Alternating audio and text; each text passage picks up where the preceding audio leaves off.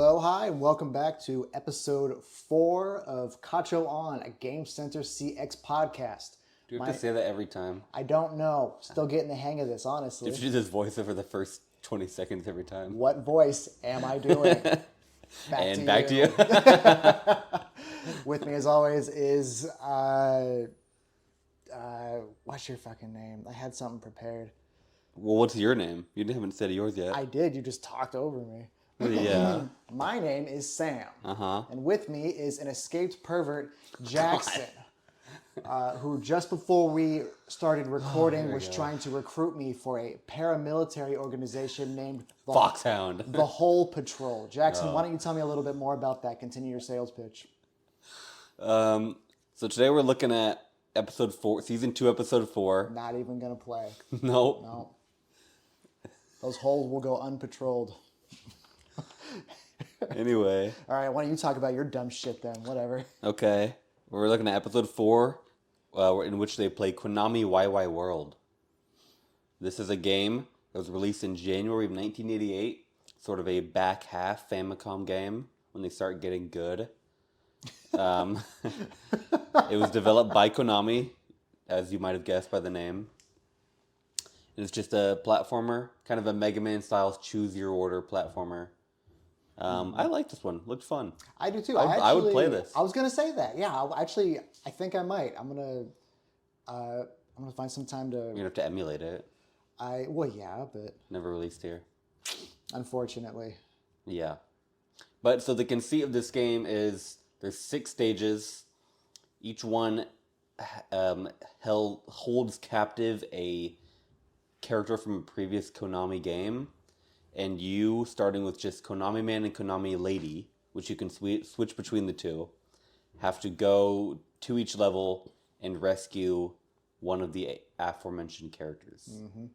I thought this game was really surprisingly complex for its time. Yeah. You know, it's a Famicom game. What was it, 1988 it came out? Even though it was, as you said, on the back half of the Famicom's lifespan, it's still got all of these really interesting mechanics that I thought honestly were ahead of its time, and now I'm wondering, am I just not knowledgeable about games in 1988? But really, there's revisiting levels with new abilities to find secret hidden abilities that you don't need to complete the game. Yeah, that's some Mega Man X shit. Not to mention a lot of feels like optimization of the hardware, like real-time switching characters. Yes, and the music changes with them too. Yeah, I noticed that. Yeah, there's no pause screen. Yeah. Select a character and then there's that just black going in and out. No, it feels like exactly the type of thing that you'd read interviews and be like, oh, we really wanted to do something like that, but it just we couldn't have it work on the hardware. We couldn't find the wonderkind intern to program it for us. We couldn't find the half a megabyte to make it work. God, I bet. I guess literally, honestly, back then, huh? Yeah. Because games were like 6 megabytes. Silly now, yeah. Yeah. Anyway. Konami WaiWai World. One more thing about the game, the title itself, WaiWai. Have you heard of it? This game? Yeah. Yes, but because I've seen this episode previously. I never have.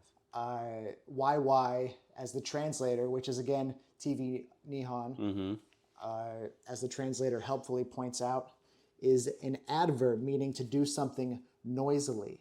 It can also be an automatopoeia expressing a noisy or boisterous atmosphere. Yeah.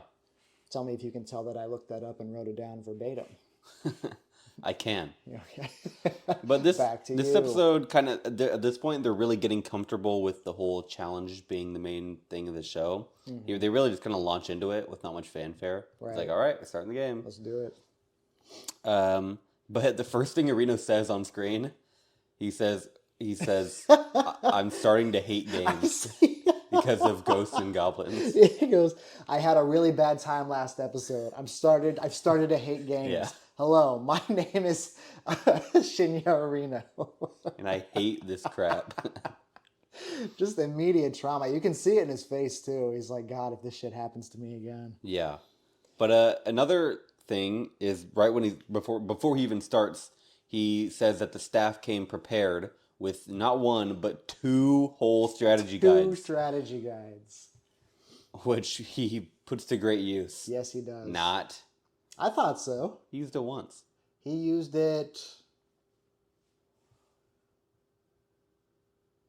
I thought he used it more than that. Really? I do remember one time near the end when he really needed it and he opened it up and the advice was like, you have to beat this enemy. Yeah, I remember that. Like, That's the only time that I wrote down. I knew that. No, Yeah. he used it. So I remember this because it's like, I'm going to go as long as I can without using this, right? And then he gets one game over in the first few minutes and he immediately cracks that motherfucker open. Yeah. I don't remember that. I just watched this morning. Oops. The main villain of the game, Waruda. Yeah. There's 3 A's in that. I don't know why. Sometimes the translation team kind of does that. Does what? Like, I feel like if there was an official translation for that name, it would just have 1 A at the end. Oh, I'm sure, yeah. And like how a lot of words that ended in O sound, they'll put OU, this team specifically. Well, that's a phonetic thing, AA over there is our AH. Yeah. So. But they don't use English letters, is what I'm Right. saying. But I'm saying in a lot of official translations, they'll shorten it. Like Bakugo from My Hero, a lot of like fan translations have OU at the end. But almost every instance of that in like official, like Funimation or Viz Media or just a lot of officially licensed translations will shorten it. That's interesting. Yeah. And beyond my capabilities, or beyond my knowledge as somebody who knows very minimal Japanese. No, you know more than me. That's and no disrespect, but a low bar. No, you're right.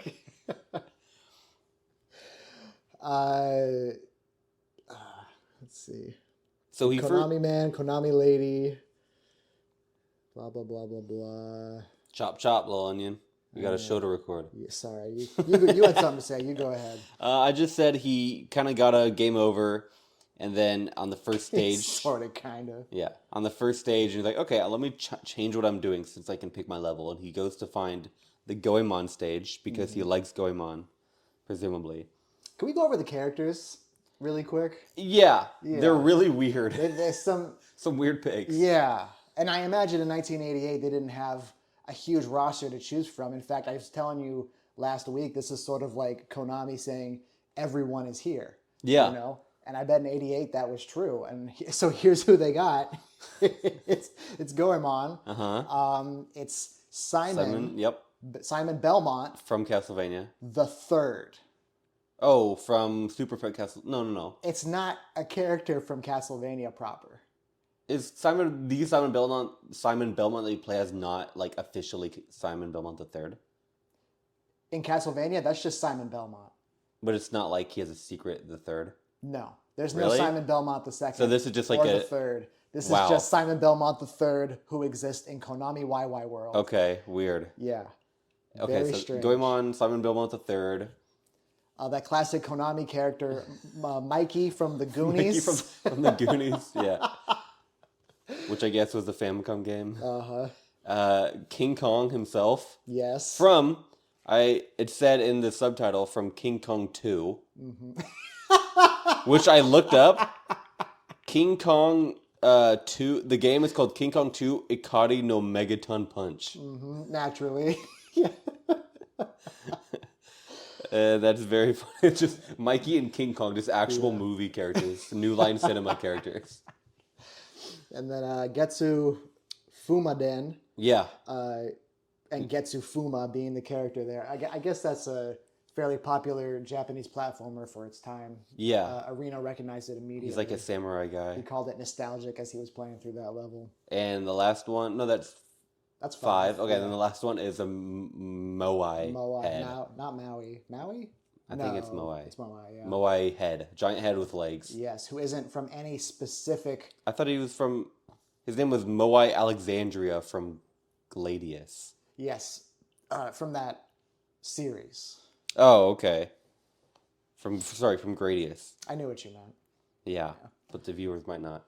It's that LR thing. Looking out for you. Yeah. Yeah. And you know what? They had to fill a slot. So. Yeah. They had to fill 3. Yeah.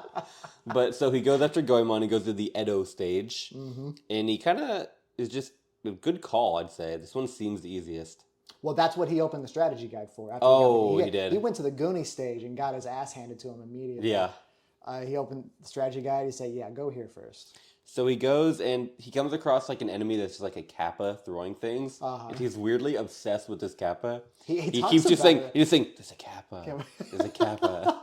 And the crew just laughs and laughs and laughs. Yeah. I think they've added a few laughing crew. Yeah, there's some outstanding laughers here. Mm-hmm. And not just laughs, but we'll get to that. There's I've written down a few hooting moments. and hollering. Yeah. Or the Japanese version of that, I suppose. Yeah. But he gets to the boss of the stage pretty quickly, and he basically instantly is shot in the head with PTSD. I wrote down more trauma from last week. From the dragon, which I have a note for this. Oh, yeah. So he gets the PTSD is related to the dragon enemy from the Ghosts and Goblins, which he has to fight 3 times, and it was this whole ordeal. He developed like a whole whiteboard based strategy. Yeah. He like drew a diagram. I don't know. Go listen to the last episode. He feels bad about that, but I mean, About the whiteboard? no, about how hard of a time he had last week and how, technically he failed that challenge. But he beat that game. He beat it. He beat the first loop. Yeah. You don't see the ending footage. I wouldn't play the second one. No. But so he beats it in one try, which is good job. I'm really impressed by his performance this episode. A few stumbles here or there, walking off of ledges. Yeah.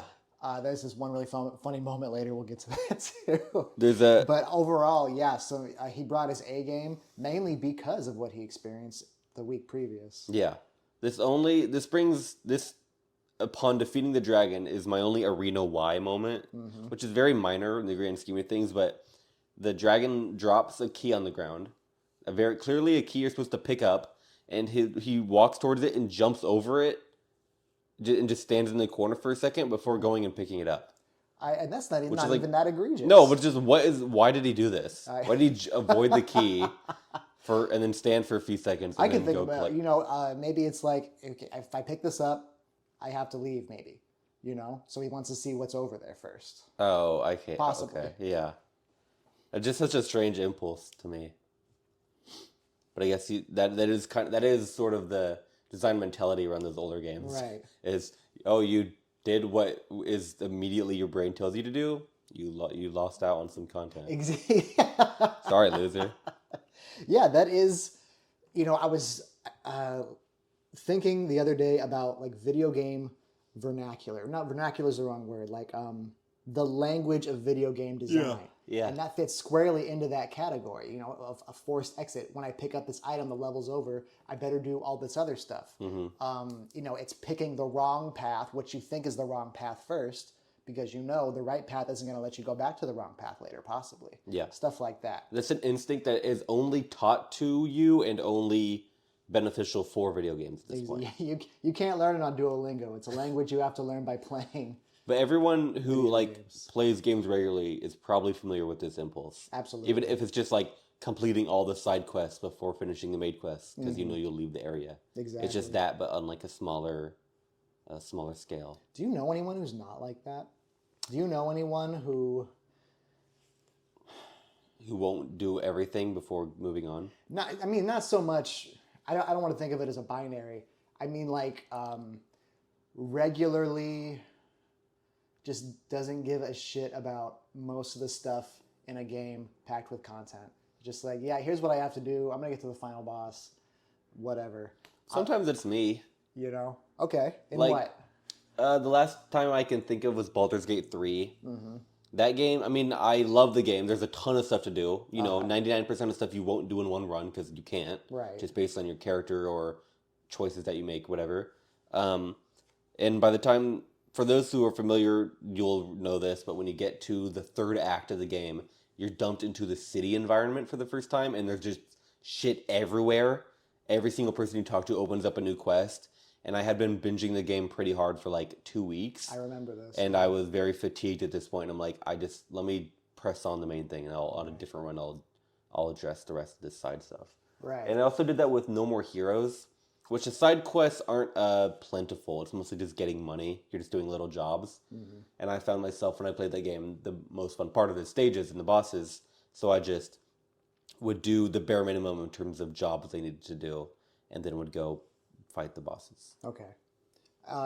Yeah, that kind of fits into what I'm talking about. But I mean, like, you ever played Oblivion?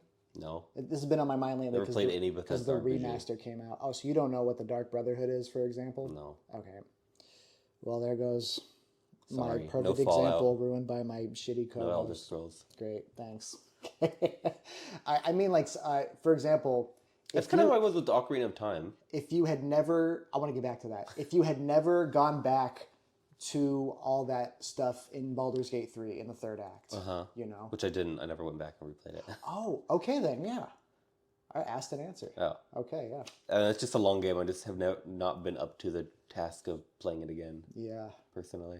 Man, finding the time for some of this stuff, that's a whole other conversation. I don't want to get into that. Yeah. Tell me what you were going to say about Ocarina of Time.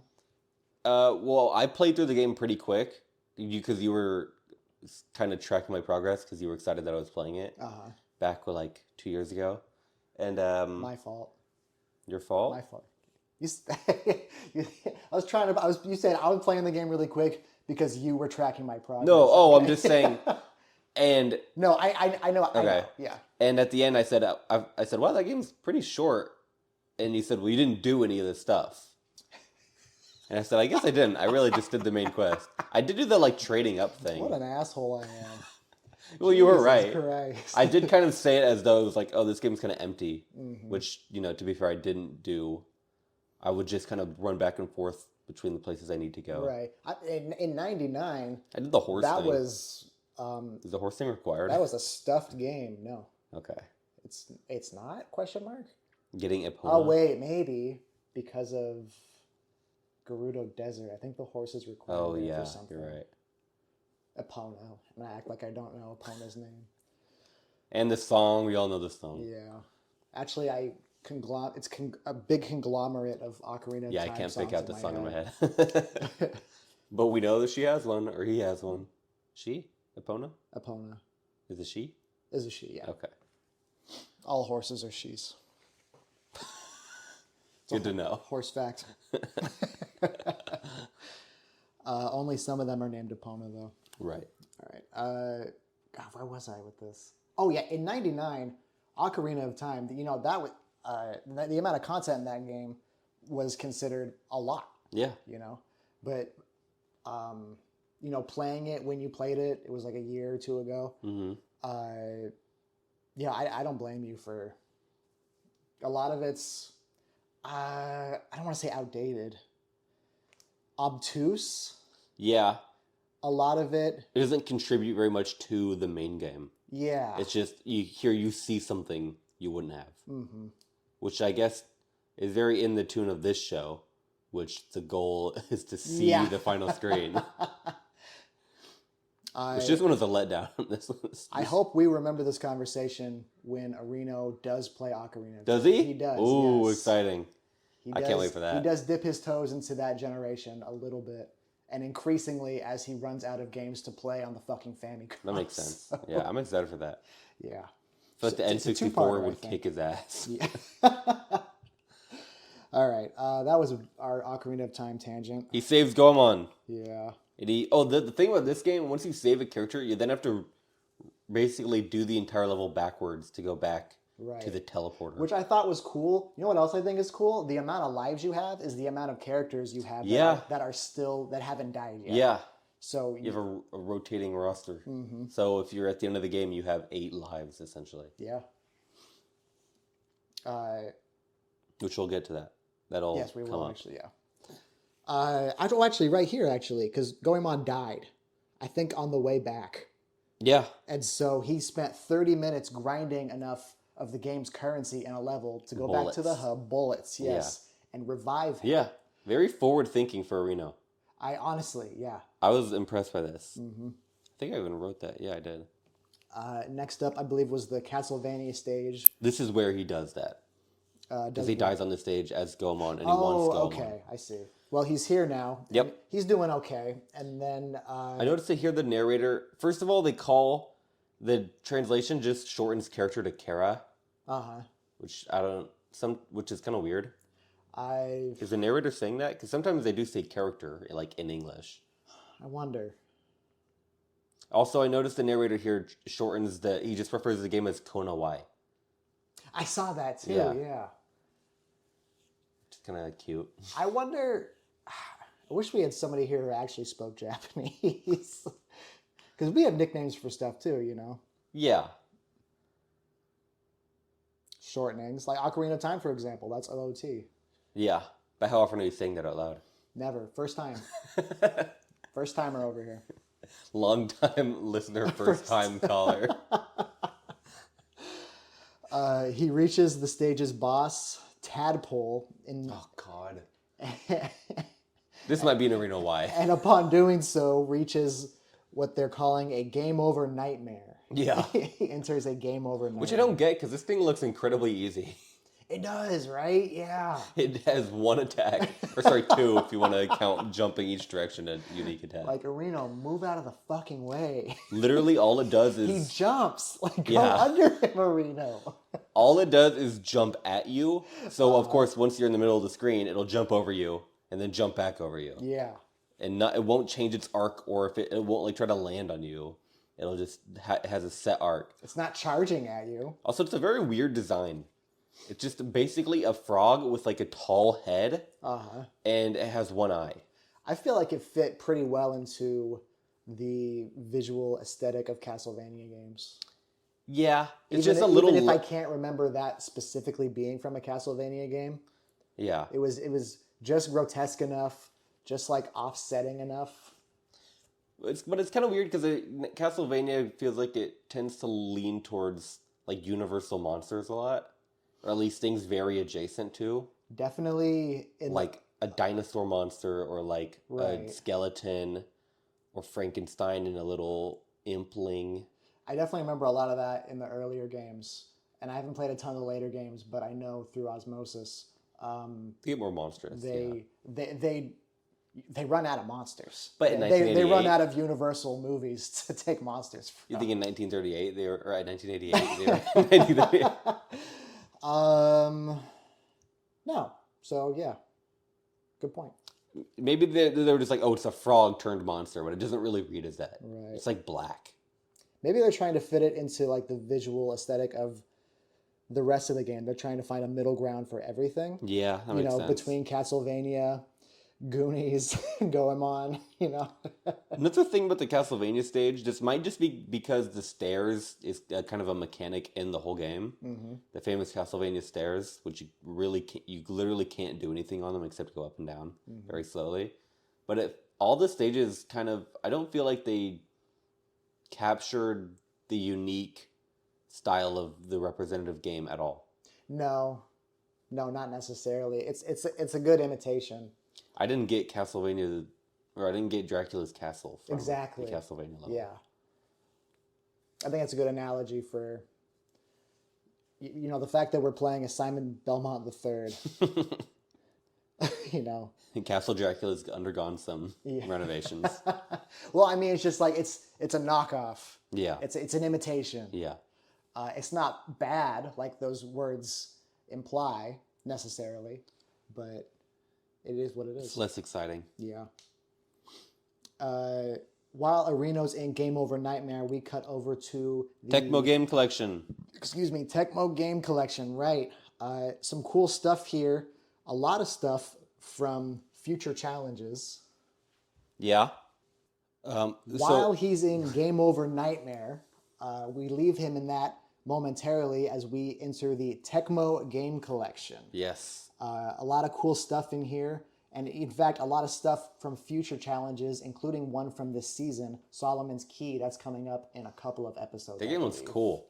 It is cool. I never played it. Yeah, I played that one briefly, just going through ROMs when you have an emulator, just like, oh, what's this game? Oh, what's this game? Yeah, that's the thing about this too. Is it's a lot of games that are challenged in the future, and these episodes are like really good, like iconic. Really? The Mighty Bomb Jack one, especially. Yeah, I don't want to get too much into it here. We went off on a whole thing about Ocarina of Time. That's fine. But yeah. The thing I noticed about this game collection was it's the less number of games, it felt like, than the past ones. But in any case, they definitely went into more detail on every individual game. I would say that. More games that I remember. Yeah. So, like Mighty Bomb Jack. Yes, Solomon's Key. And then what was the third one? Super Star Force, which I actually didn't know about previously, but I wrote down that it looks cool. It does look cool. All these look cool. Mm-hmm. Go Tecmo. The less, I would say Mighty Bomb Jack looks the least cool to me out of these. Yes. And that song you heard while I was playing, that annoyingly upbeat, yeah, that's the whole fucking game. Yikes. However, the controls are honestly what I think is the main selling point of that game. Good. Jack, Mr. Jack, first name Mighty Bomb, is fun to control. Okay. You know? Could have fooled me with that demo they were showing. Right, yeah. No, I went through it. I played this game after I saw the episode. It's fun. Yeah. What's it on, do you know? The NES is what I played it on. What can I play it on? You made this face that I loved. You're trying to like, I grimaced. Uh-oh. I did the grimacing emoji face. Hell if I know. I'm sure. Oh, the Switch. It's on Virtual Console? It's on the, okay, yeah, cool. Maybe I'll check it out. Virtual Console. The Switch Virtual Console. Yeah. For lack of a better name. I'm sure it has a name. Nintendo Classics. The name is so cool. Yeah. Virtual Console. After the Tecmo collection, the first part of it, we cut to... Yeah. I want to meet this person. I want to meet this person. Hideo Kojima. If you've ever heard of him. I can't believe... The guy made Metal Gear Solid. Yeah. He's certified. Yeah. They must have an incredible amount of clout. You accidentally this laughed. Early in the series. I what? You went, ha, ha. When? When you said at the beginning of your sentence. When you're finding the word to start. That sucks. But yeah, you're right. But they must, because season 1 is selling a whole book. Right. Yeah. Yeah. It seems like they're moving really, really fast. And they're getting Reno letters just to gets visit to our meet kids. all these people. Yeah. You know, they'll take time out of their day to fucking talk to him. Hideo Kojima. Yeah. He's a superstar. Dude, what'd you think of that business card? Dude, the snake one? Absolutely insane. That is so in character for him. I know, right? I love Kojima. I thought he had a lot of similarities to Suzuki-san from last week. The guy who made Hang On. I'd say he's a little less robotic. I agreed. He's more impassioned about his work, I'd say. Mm-hmm. But he's got that same level of innovative thinking. Yeah. You know. He made a Metal Gear Solid. He made Metal Gear Solid. If we have not mentioned that previously, here's what you need to know. And Death Stranding. Yes. With Norman Reedus and the Funky Fetus. Mm-hmm. Have you ever played Metal Gear? I've played Metal Gear, yeah. Which ones? Metal Gear. Oh, have you ever played Metal Gear Solid? No. I haven't. Really? I know. Dude, they have the collection on the Switch now. You should play it. I own it. What? Yeah. Dude, they're so good. It's on my list. I'm going to finish what I'm playing right now, and then I'll get to it. Dang. Okay. I know. That's one of, like, those series, like if I use the word canon, you know what I'm talking about, right? Yeah. Like, It's universally... a foundational text. Yes, for exactly. Gaming. That's definitely something in the video game canon that's always just like, I'm embarrassed to say that I've never played that, you know? It's like saying you never played like a Zelda game almost. Mm-hmm. Yeah, you know? Regardless of how you feel about Nintendo, Zelda is absolutely part of the canon, and it fits into, part of the video game vernacular that we were talking about earlier. These are the games you need to play in order to understand. He's in Smash Bros. Exactly. I mean, that's not a. It's almost At this point, it's pretty close. a litmus test of a sorts. Being in Smash Bros. Almost makes you should know this game. Being in Smash Bros. Almost makes makes the game in question like a canon game. Yeah. The people who knew about Fatal Fury / King of Fighters probably went up 1,000,000% when Terry Bogard was added to Smash Bros. Absolutely. Yeah. Persona 5, I didn't know about what that was until Joker got added. Right. Well, think of all the people who played Earthbound, Yeah, from because me. Ness was there from the beginning. Me, Yeah. Cloud and Sephiroth. I know Final Fantasy VII is huge, but that made me play it because I thought Cloud was so cool. That's what made me play Final Fantasy VII for the first time. Bayonetta, yeah. There's a lot of oddball. The Dragon Quest guys, the heroes. Did you know in Japan, Banjo-Kazooie? Dragon Quest is considered bigger than Final Fantasy? Oh yeah. Okay, yeah. It's a Toriyama product. Yeah. It's huge. Oh, well, I guess, yeah. Fair enough. Yeah. Let's see. Where are we at? Kojima. He accompanied, while he was designing Metal Gear Solid, he accompanied Spec Ops guys in America. American Spec Ops. How do you do that? Konami's big, have a lot of money. I guess money, it do be making the world go round, but that just seems I'm sure they have enough, they have a connection. Yeah. This, if Mr. Konami contacts Commander so-and-so, like, hey, I've got this... I've got this guy. If it was Metal Gear Solid 1 or 2, it was pre-9/11, probably a lot easier to get behind the scenes. True. God, so true. Yeah.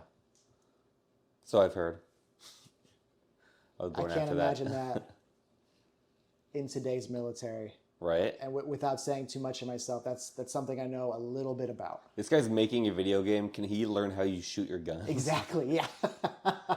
Yeah. That seems like classic, subterfuge, Yeah. He also talked... Especially a foreign national. Yeah. I mean, I know there are allies, but still. Yeah.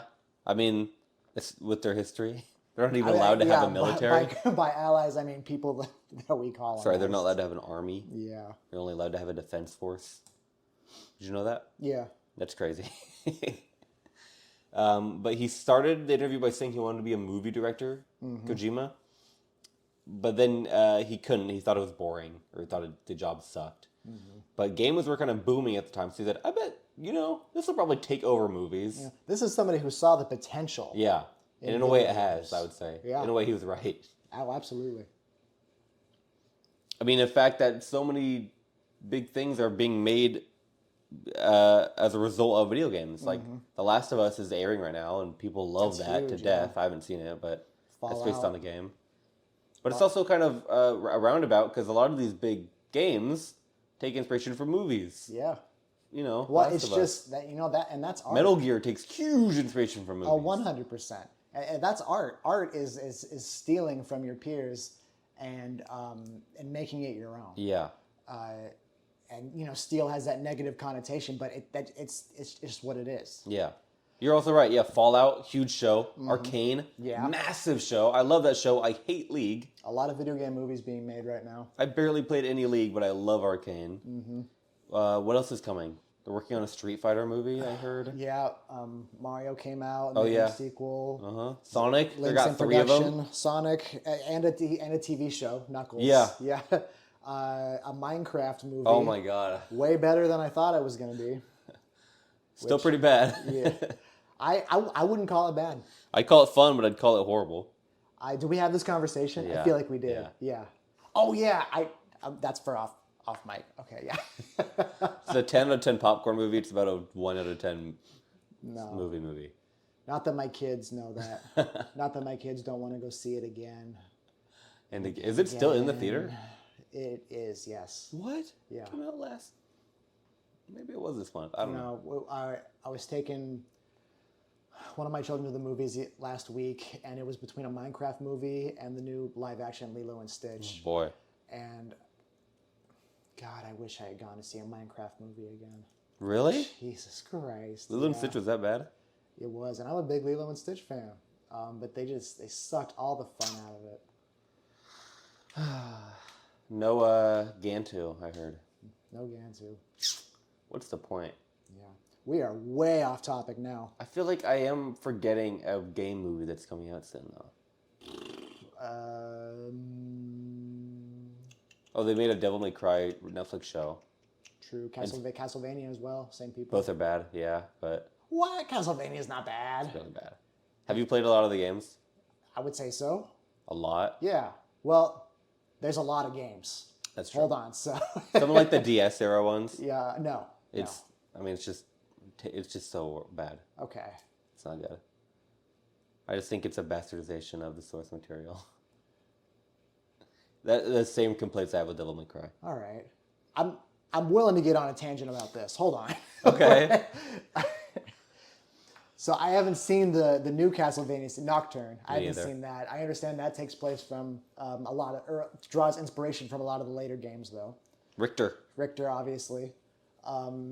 Maria. Mm-hmm.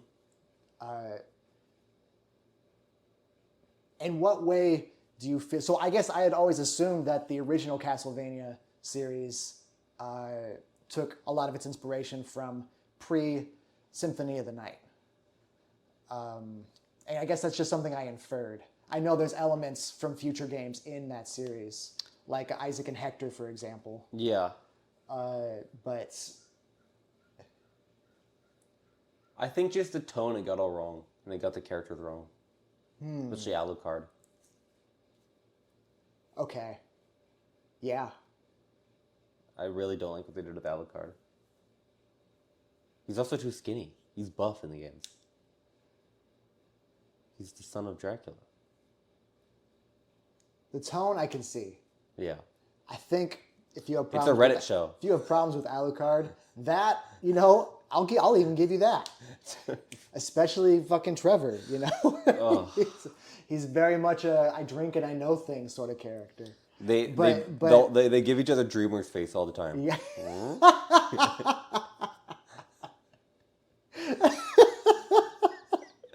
I'm laughing thinking about Alucard just doing the half smirk, knowing He does that. I think possibly. Also, don't like how it looks. I think it's possible you might be missing the forest for the trees here a little bit. But if I don't like the parts, how do I like the sum? Easily? Oh, Yes. no. What are you talking about? If every individual thing I have some gripe with, how am I going to like it when it's all together? It'll look Okay, like poo. if every individual thing you don't like, okay, A majority of the major aspects. all right. But is one of the major aspects Alucard's weight? No, that's just a Okay. minor thing. That was the second thing you said. That would jump to mind because I was talking with my friend about it recently.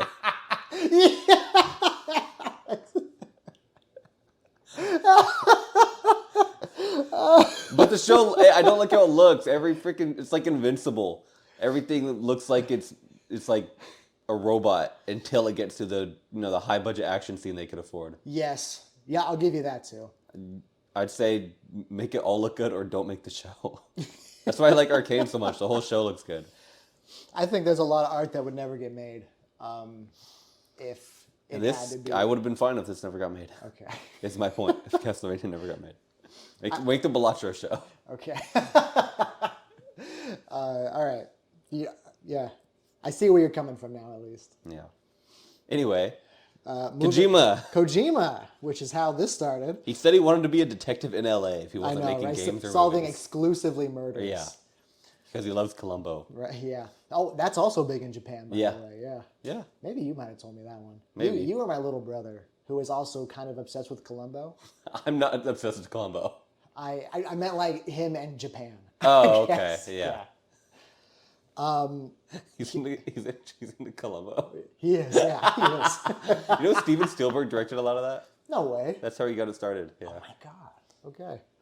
Kojima mentions that maybe I'm misremembering this. He got the idea for Snake hiding in a cardboard box. One, he wanted to add some levity to the series, a little bit of camp. But two, he got it from a novel called Boxman. By Abe Kobo. Yes, I'm glad you looked into this. This is one of those things. I researched some of this stuff, but that one got by me. I wrote it too small, I think. Sorry.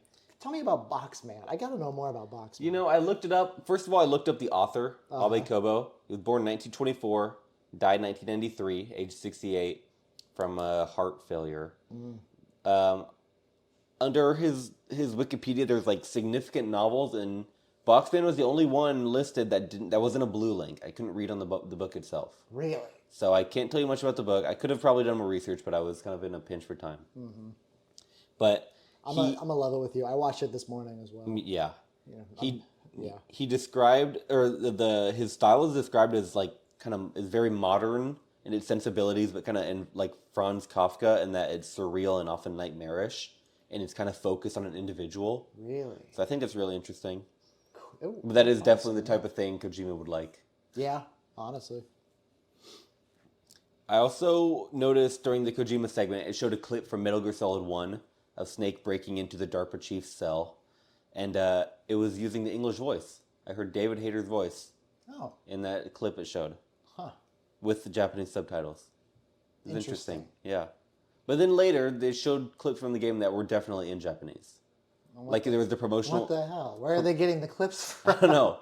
Two different sources. I think one had to be because one of the ones I'm thinking of was a promotional ad for Metal Gear Solid 3, which was not out at the time, and it was the boss's voice. Okay, yes. It was like the ad for this show. I do remember that. Yeah.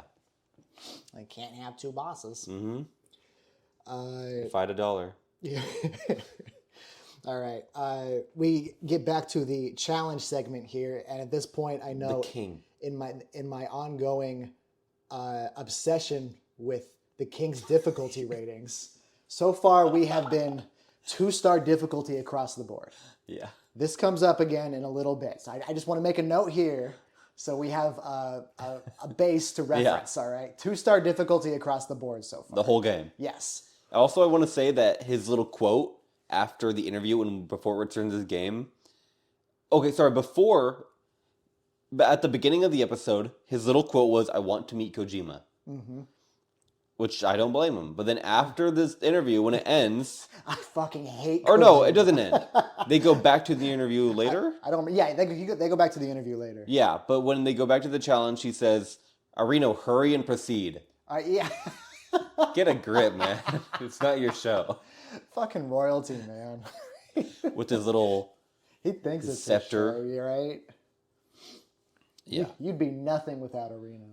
I also, here I see that he wrote, "Arino cannot escape the nightmare of Tadpole." Yeah.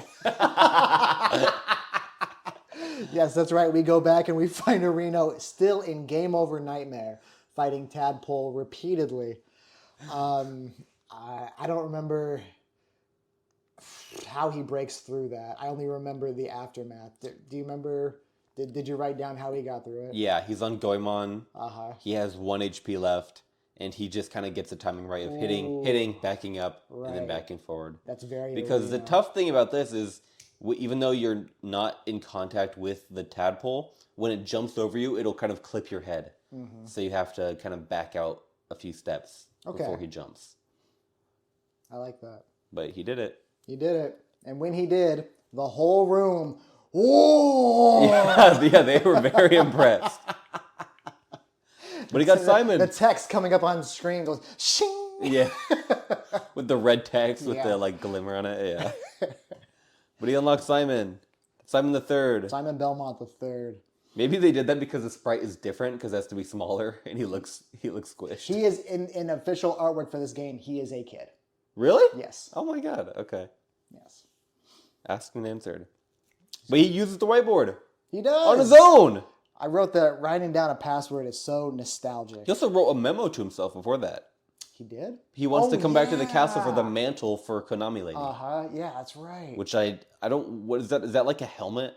A mantle? I believe so. That makes the most sense to me because Konami Man already has the cape, right? and whatever this mantle is, it eventually allows him to fly. Yeah. As Konami Man. But Konami Lady also already has a helmet. And she's the one that uses it, right? They both can. They both, yeah, but they have separate mantles. There is 2 mantles. Yeah. I don't remember which one this one is. He runs across a mantle on accident later on. Yes. That's it. Okay. Yeah, I think he runs across the Konami Lady mantle later. Because she can fly first. Okay. But yeah, he writes a note to come back to the stage to collect an item that lets him fly. Right. Which is, again, insanely forward-thinking for Arena. I'm continuously impressed by his showing. I think that I know I keep harping on this episode repeatedly for some reason, but I think a lot of the Areno's success is because he is so deeply entrenched in the language of video games, in video game culture. This is a man who loves video games. Yeah. I don't just mean like, he really, really likes to play them, but he does. But he has a spot in his heart, a space for video games, a large chunk of his affection. There's something specific I'm trying to say here. It's more than a hobby, Mm-hmm. And this was in 2003, 2004, when maybe that wasn't something you wanted to admit out loud. Right. But I think Japan is different.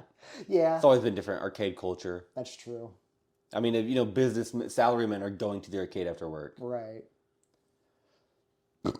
Which in an American show back then, you'd show that to prove that someone was a loser. Exactly. Yeah. And be surrounded by little kids. I think now it can be shorthand for being the opposite of a loser, for being a winner. Or if not necessarily a winner, just somebody who has friends. Yeah. At least. Big swing in the culture. Yeah. When was the last time you used a password? In a game? Yes. No. Okay. Full stop. Oh, you just mean like a computer login or Yeah. something. Okay. No. Yeah. In a game. To answer your question, 47 minutes ago, I used it. No. That is not how long we've been talking. Yeah. This is going to be a long episode. Okay. Go on. We can blast through the end. It kind of is a lot of the... I got... It becomes a lot of the same, I'd say. All right. Yeah. What's it gonna? Oh, the password. Yeah.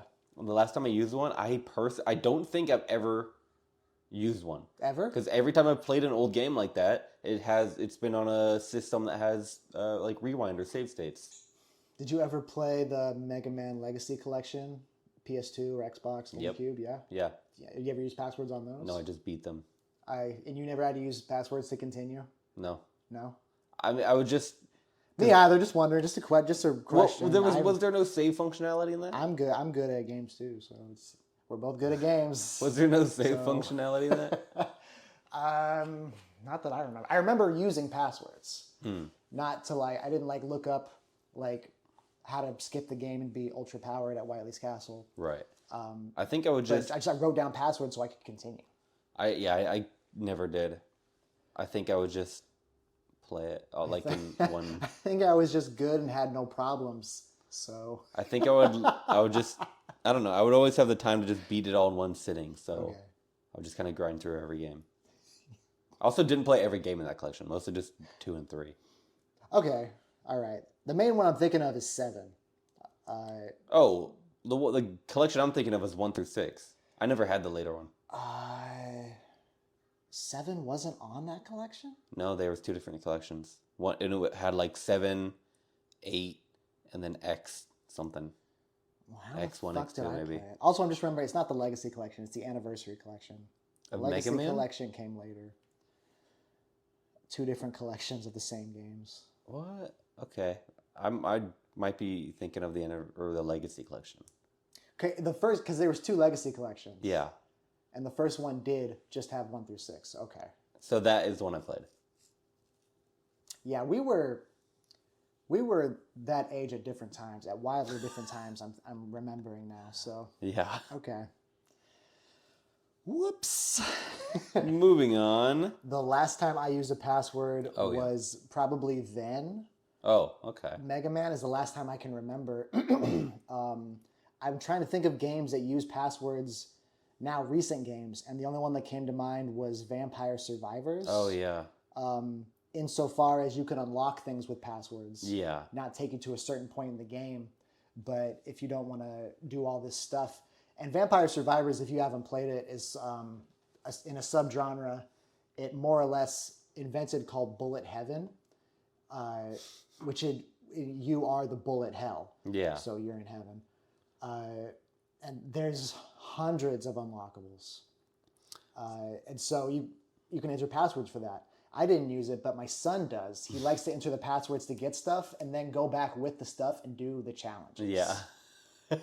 Right? Yeah. But it's a power fantasy. The more I think about it, once I unlock everything, it's like, great, I'm going to wait for the next update. Yeah. So I see the value in that now, at least. Now that I think about it, I think I used the password one single time in my life, which is for Mike Tyson's Punch-Out. I got to Mike, and then I wrote down the password. Okay. And I don't think I ever beat him, but... I do remember you telling me once at work, I'm not going to use the words you used. Okay. I'll tell you later. It's really funny. But just that you were really good at Punch-Out on the Wii. Oh, yeah. I was for a time. Maybe one day I'll be brave. I could beat the German guy without looking at the screen. Right. And the disco guy. That's crazy to me. That's awesome. Yeah. Passwords. Mikey. One last thing on passwords. Okay. Entering a password. Oh, yeah. Yes. I wrote this down. It's a 3-star difficulty. It's harder than everything else in the game thus far. To the king.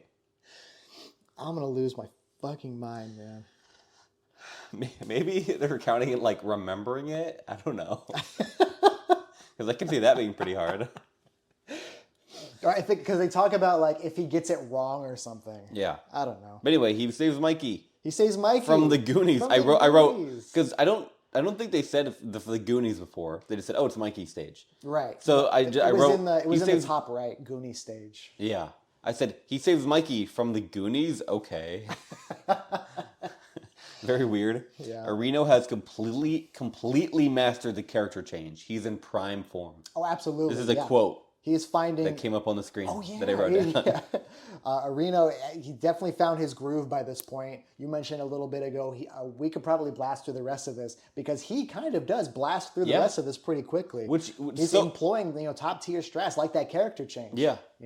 He's so proficient, in fact, that I'm really shocked at the end with the total time that they tell us. Oh my God, yeah. Yeah. I know, right? Which we'll save. We'll get to that, yeah. We cut back to his Kojima interview and are met with an ad for Metal Gear Solid 3. Still a good game. Which I'm realizing I wrote down Metal Solid Gear 3. There's a remake coming out this year. Yes, there is. It's still not spelled the way I'm spelling it. I thought it was cool that he got to play that early. Yeah, he did. Another... Alligator head. It was on the poster. I love that so much. I want one. Going back to what I said about the insane amount of clout he must have at this point. Yeah. He got Kojima to let him play Metal Gear Solid 3 early. And he sat on the floor with him. Yeah. With a pillow or whatever. Man. A funny thing about this segment is Kojima shows him the menu where you can examine Snake and change your camo and stuff. And he just 6 seconds straight rotates Snake's character model. I looked closer to see if I was missing something, but he's really just spinning him. Like, yeah, check this out. For way too long. Also, the segment, there's a very soft guitar melody being played during this interview segment that sounds so familiar. It was? I feel like it's a song, because I definitely don't recognize it from the show. I feel like it's one of those kind of generic background songs people put in TikToks and stuff when they're explaining stuff. I swear to God I've heard it before, but I don't know. Snake crawling, Kojima showing everybody hey, check this out, and he's just showing Snake crawling in the grass. The whole room, whoa. Well, it's because the camouflage percentage is changing in real time. Yeah, but still, it is funny. That was funny. It is probably funnier as someone who hasn't played the game. Yeah, true. But I was watching 75% when he's in the bush. That's sweet. You like that shit?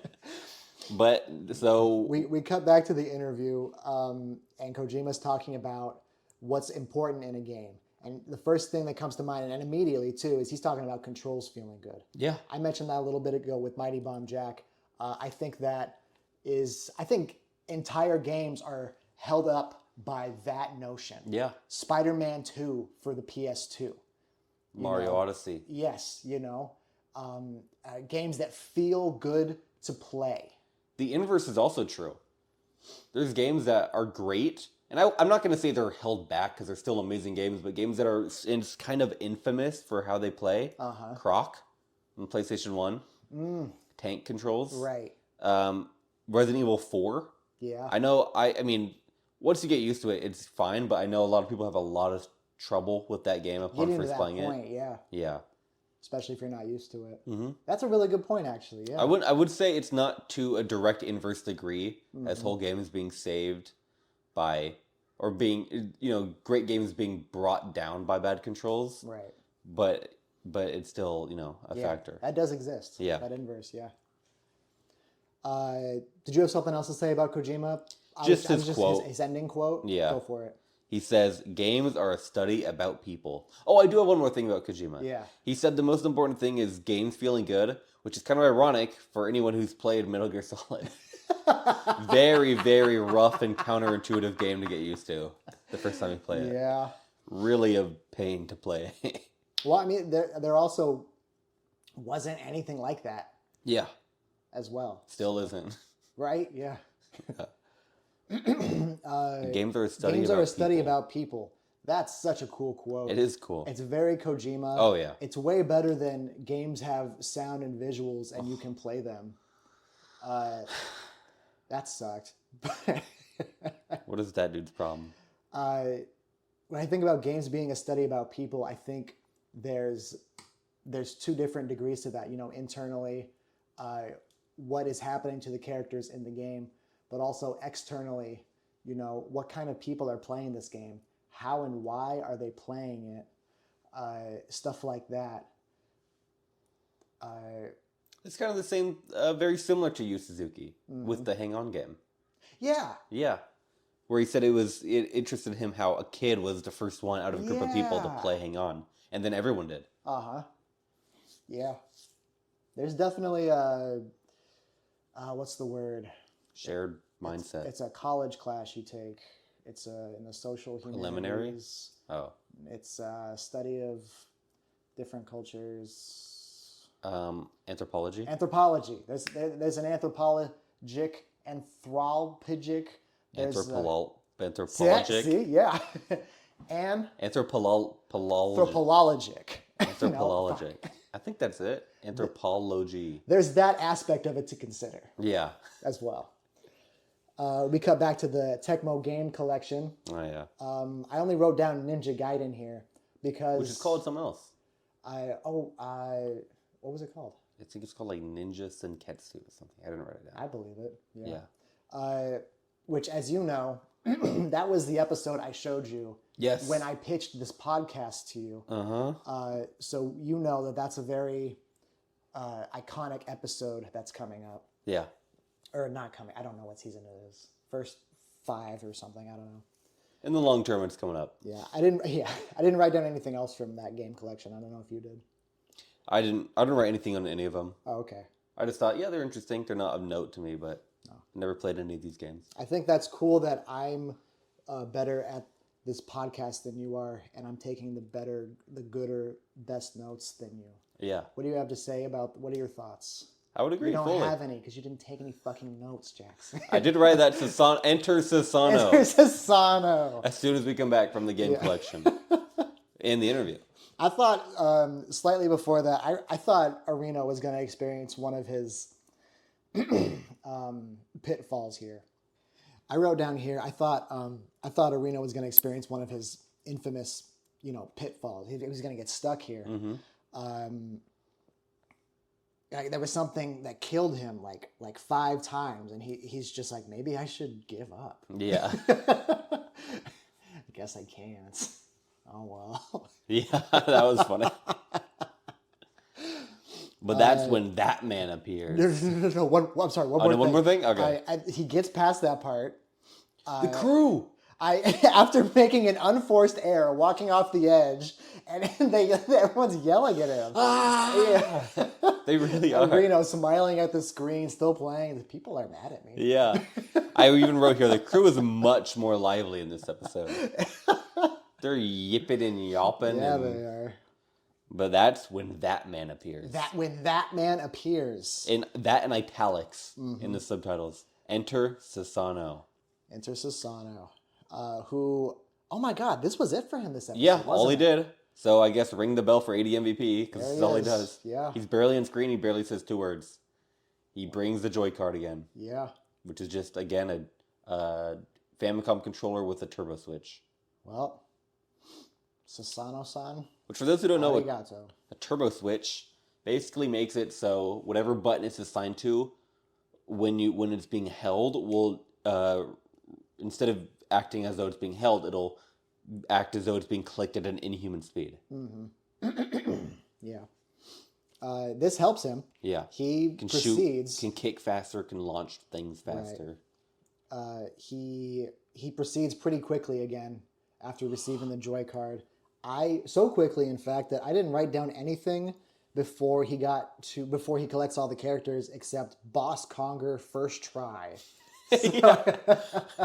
Also, he got Kong from King Kong 2. Yeah. Weird. Gets the mantle as Konami Man. He can fly. Fuma Getsu, or Getsu Fuma, which I looked up about this game a little bit. There's 2 games.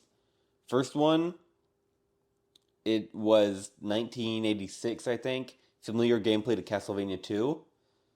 Oh. The second one, the sequel, is described as a Roguevania, whatever that can mean. Whoa. I guess maybe like Dead Cells. Wait, what? When was it released? 2022. The second one? On the Switch and Steam.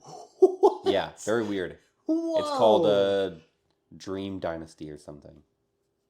Can I borrow your pen? Yeah. I want to look this up. It's later. very weird to drop a sequel to a game that, I mean, it must have been huge then, right? In Japan? Guess, yeah. I guess if it's also in Konami WaiWai World. Right. It's no small fish. With Mikey Goonies. Yeah. Let's see. And Moai Alexandria. You didn't write anything about Moai Alexandria, right? No, just I wrote Moai. Yeah. That's it. That's the last character he saves. Yeah. Just a yellow, almost golden, sandy Moai head that's on legs. Easter Island and it swings its head back and forth as it walks. Very weird. Exactly what you're picturing. Boss time. Yeah. Shooting segment. He's collected all of the characters. He enters what he believes to be the final stage. I did too. And it is surprise a shoot 'em up. And the narrator prefaces this bit by saying, oh no, Reno's really bad at shooting. Yeah, which he wasn't that bad. I don't know if that's true. I think this episode must be like truncated hugely, just based on the total playtime. Hugely, yeah. Yeah, and also this game is the most packed with content thus far, so they kind of have to keep it moving. That's true. Yeah, I don't think he's bad at shooting. Maybe there was a challenge in episode 1 that he really... Season 1. Yeah, you're right. Yeah. That he really just screwed the pooch on. And Must maybe have that's been. why they say that. But he actually gets through the whole level. I bet it's and Zevious. gets to the boss. Possibly. The way he was so obsessed with it in the arcade when the guy was playing it. There is something about Zevious. Maybe. I don't know if that's later. But, I know what that was. That's later. But this level you can pick from one of 2 Konami shooter plans. I thought that was cool. It's really cool. I would have been obsessed with that if I cared about Konami. Especially for 1988. You can either be Big Viper, fighter jet from Gradius, or Twinbee from Twinbee. Which I've heard of that. I haven't played it. I'm Sam from Sam. Isn't there like a Twinbee thing in Smash Bros? Yes. Yeah. It's an item? Yeah. Yeah. He'll play it later too. Okay. You'll know excited. more about that. But with Big Viper, he gets to the boss. The boss is awesome. Yeah. It's a huge, picture Meta Knight spaceship. But the head is looking up. Up to the sky, and it's like a crazy one-eyed Godzilla head that's shooting pebbles at you. It was very cool and very unexpected too. Yeah. Very not with the tone of most of the rest of the game. Yeah. And he dies here. He does get a few game overs. I don't necessarily think that constitutes him being bad at shooting, though. He gets there so easily. He beats his whole stage easily. He gets a game over. He beats it as Twinbee. And from there, we cut to... yes, he does. Oh, yeah. He gives up after one time as Big Viper. That's right, yeah. Which is a cool segment where it's like the hangar. Uh-huh. And you have to lift your character on an elevator to select Twinbee or Big Viper. I like it's that. not just which one do you pick. Right, yeah. Yeah. Again, ahead of its time. Mm-hmm. Immediately after that, we cut to an ad for the Game Center CX book. It is frantic as hell. Yeah. Like, there's interviews, there's stuff I if don't this know. man doesn't get out all the words in a certain number of seconds, they're gonna shoot his dog. You know? he's all but yelling at me about this book. Well, it's just a panning, like rotating picture of the book. Like this episode goes live in 30 seconds. We haven't recorded this bit. There's interviews, there's game challenges, there's a comment from Marino. Go buy it now. Which you called it, I think it was last episode before. There's, a transcript of his interviews. Yeah. There's stuff about his challenges. There's Areno's notes in there. Mm-hmm. I may track down a copy of that book at some point. I would love to have one. Yeah, just to peruse Even though I can't read it. All right. Oh, wow. There are probably pictures. I can Google translate camera. I do be loving pictures, yeah. We cut to another Tecmo game collection bit. I had a lot to say about this. Radius Senki, that looked cool. If you ask me what it is about now, I couldn't tell you. So I don't even remember it. Yeah, I just like to write down things in my little notebook. I kind of checked it out for the first two collections. Store.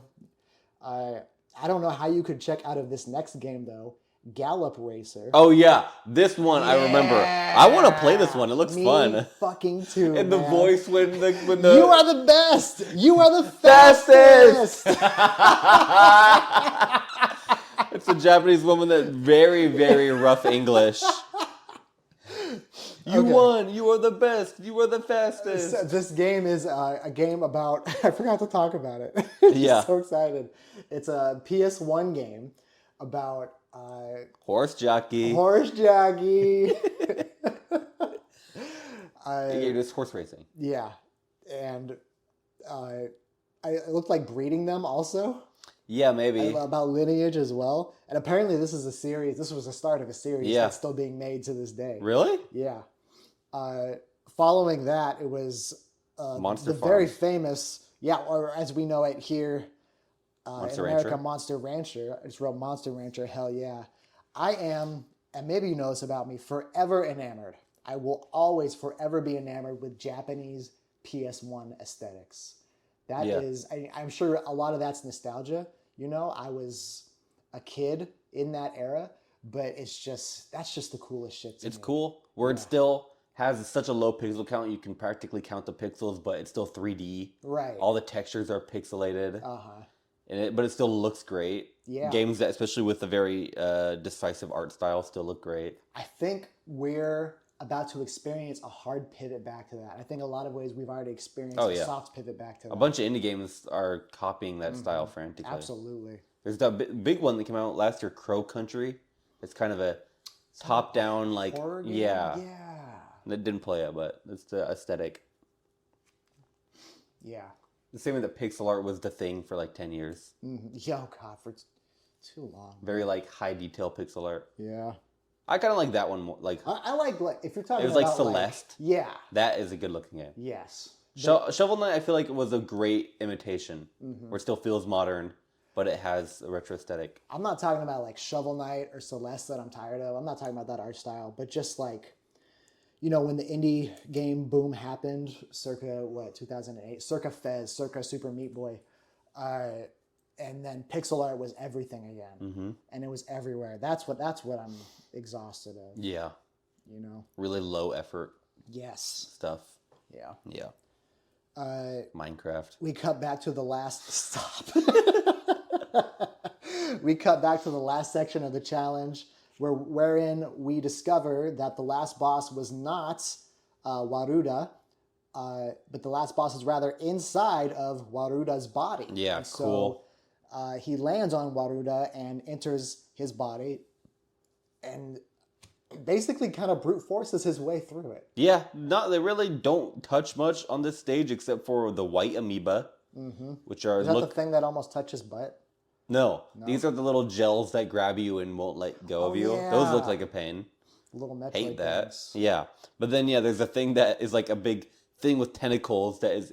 He's running from it. Says he's touching my butt. Yeah, he's touching my butt. butt. That was funny. But And then final boss time, pretty much. He just kind of finds that he can't take the time to skillfully beat enough of these enemies to save enough of his health. He's got so just 8 using characters. through the different, cycling through the different characters, just running through and taking the damage and just eating it, Yeah. And he gets to the last boss, and he beats it kind of handily. And then he celebrates. Yay! Yeah. He beat the game. Everything's so good. Areno drops the controller. He's smiling. He's laughing. He's clapping his hands. Followed by the realization that the game is not fucking over. It's an escape scene. It is. There's a timer counting down. First, and Arena has fumbled the first 5 or so seconds. Yeah. What are the first of its kind? I think so too. I can't think of an older escape scene. Metroid. Oh yes. I believe that was 86 or 87. I think so too. But yeah, there's a which is funny considering the Metroid-like enemies at the start of this level. But yeah. Yeah, big Metroid stage almost. Yeah. But so there's a timer clicking down, and he has to work his way back through the level. There's no enemies now. Mm-hmm. He has to work his way back and as quickly as possible try to get back to his jet fighter. Right. To leave before it explodes. But he's wasted a few precious seconds clapping. And not to spoil anything, but you'll find this. This is not the last time this will occur in Areno's career. Really? Yes. It is only the first. Yeah. Of a premature celebration. It becomes sort of a minor trademark thing of his. Regretfully. Yeah.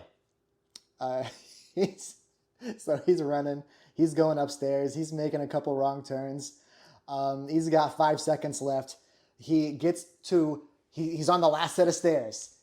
5 seconds left on the screen. He gets to the top where his ship is, and we no longer see the timer. Yeah, that's fucked up. I know. So we think, okay, he's good. Yeah. He gets to just outside his ship, and that motherfucker drops dead. Yeah, his character keels over and dies. But the timer is off screen. He's like 2 feet away from the spaceship. Yes, it was still going. Oh my god, what a pain. Which is, very Areno. Yeah. Very much Areno luck. And I think he has to restart from the shooting stage. He did, yeah, which he does, with a smile on his face. Mm-hmm. Even though he talks later about like, oh man, that really killed my happiness. Yeah. Brought my happiness down a lot. I don't blame him. He goes through it all again. He nails it. He gets through the escape sequence. He hops in his ship, and after 12 long hours, he finally completes. He clears Konami WaiWai World. 12 hours? Yeah, I can't believe it took that long. The episode felt like it took him like 3. Yeah. It's the way it's edited. What? Where was he stuck for the majority I don't know, of that time? Right? That's longer than even the first one, right? Mystery of Atlantis? I think that one was 8.5 hours. Yeah. 3.5 hours more on this? I can't believe that. Something was going on. Maybe an editing mistake. Yeah. Or it's like a subtitling mistake. Yeah. Because I have a hard time believing it. Which we're not accusing the translator or subtitler of. We are just shocked at Areno. I might be. Okay. Jackson is. I don't know any Japanese. I'll post his comments. I'll post his address in the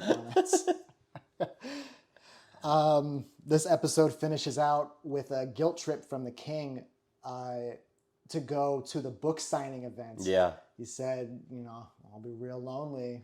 No one shows up.